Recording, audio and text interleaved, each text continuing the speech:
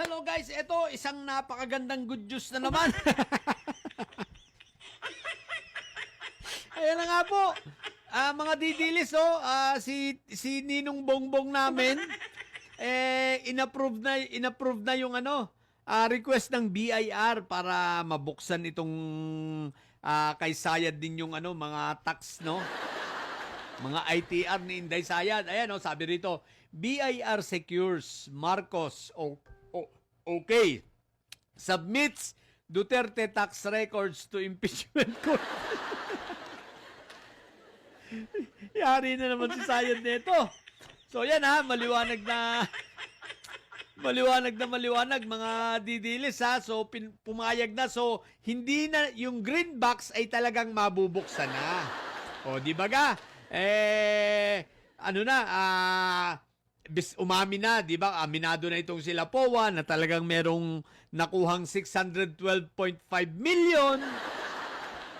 Tapos mabubuksan pa ang mga bangko. Tapos ang mga bangko, eto ng tax, saka puro din. Pagbabangga-banggain na yan. Isa lang ang sigurado rito, hindi yan magtutugma. Hindi yan magmamatch. Hindi yan, hindi yan magsisynchronize. Sigurado ako, puro sablay yan. Ay, naku, puro din. Kaya, iyak nyo na lang yan. Patay na naman kayo. Pero guys, etong si Inday Sayad, bilib rin ako no? Eto pa, meron na naman siyang sinabi na nagpalubog lalo sa kanya, no? Talagang nagpatibay sa teorya na itong si Inday Sayad ay kumukontak talaga ng mga killer, no? At nagbabayad. Ito, panoorin natin. Alam ko naman napanood yun ng iba rito, napanood ito, pero panoorin pa natin. Sige.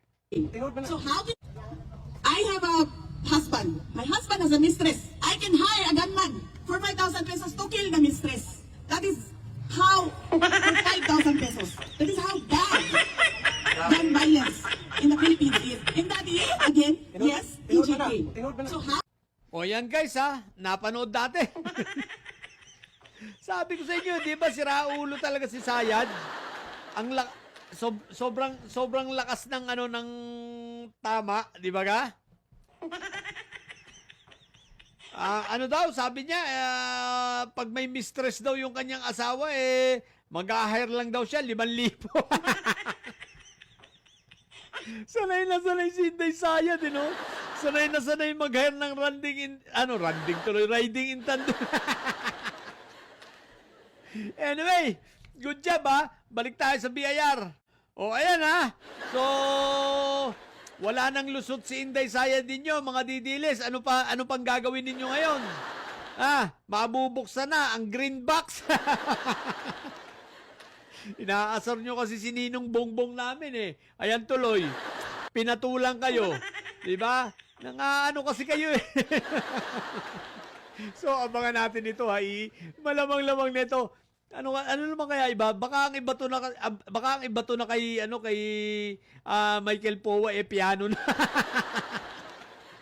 Hindi na laptop, piano na sa galit na ni Inday Sayad. Hindi na nila mapipigilan talaga. Eto na ang isa sa pinaka magandang article itong confidential funds, no? Itong Article 1, ito na ang isa sa mga pinakamaganda talaga.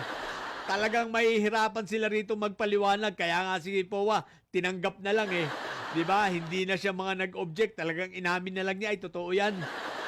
POA, totoo ba yung mga checking yan? Ay, totoo po yan, Your Honor. Hindi na tumanggi. Ibig sabihin, mayroon bang 612.5 million? Totoo po yan, Your Honor, meron. Tapos yung mga didili, sasabihin, hindi, yan? AI yan, AI. Fake news yan.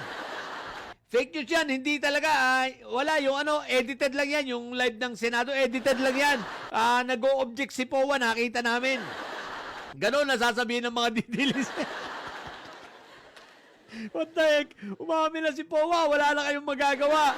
So ngayon, pagbabangga-banggain na lang natin yan. At yan ang kaabang-abang. Titignan natin kung magbabangga ang kanyang income, kung magbabangga ang kanyang buwis, At kung magbabangga ang laman ng kanyang bangko. Ay naku po, Rudy. Yung COA iiyak dito kasi sasabihin ng COA, wala nga isinusuli ang hinayupak na yan. Pinasosoli na namin yung ilang milyon sa kanya, ayaw isuli. Hindi magsosoli yan si Sayad. Kapal ng mukha niya, paano magsosoli ang hinayupak na yan, di ba nga? So, yun lang. Abangan natin ito, ha. Masaya ito, guys, ha. So, sa Lunes na uli. Sige, Lunes tayo magla-live, ha. At abangan natin ito. Sama-sama ulit tayo. Okay, sa live na yun, ha. So, at least hindi tayo masyadong puyat nun. Mga hanggang alas 12 lang yata. Alas 2 siguro. Di ba? At least hindi tayo masyadong puyat. Okay? So, yun lang. Sa mga bobong didilis at may sayad dyan na nyo. Ang tatay nyo ay preso. Ang BP nyo ay bobo. Manatili kayo mga bobo at may sayad. Sapagkat ang may sayad ay laging high blood. Bye!